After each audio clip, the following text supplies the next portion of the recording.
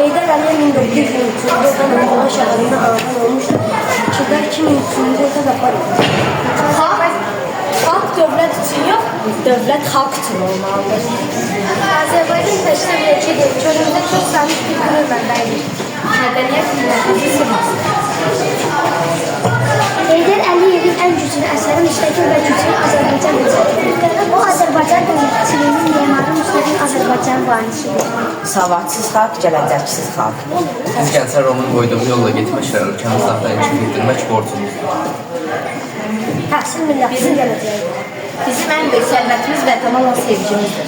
Ədalət olmayan yerdə inkişaf olmaz. Azərbaycan dünyaya günəş kimi doğacaq. Mən fəxr edirəm Azərbaycanlıyam.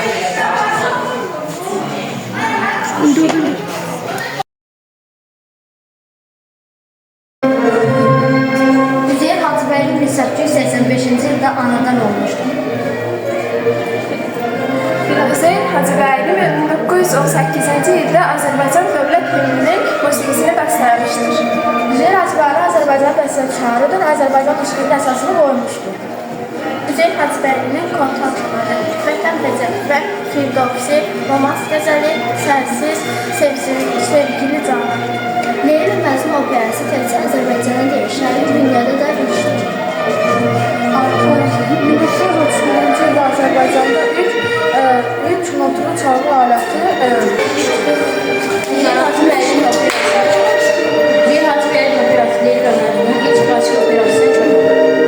Muhammed Qəşər Sənan, İslam Özürlüğü, Əsli və Kənan, Şahbaz və Xurşid Bağlı, Şah Ömər və Xurşid Bağlı. Üzeyir Hacıbəyli ilk muğam operasını yazmışdır və ilk klassik Koroğlu operası da əsasını qoymuşdur. Üzeyir Hacıbəylinin 6 muğam əsəri vardır. Bunlardan yarımçı qararlı Kürtçə operasıdır. Koroğlu, Üzeyir Hacıbəylinin operası bir səsi vardır.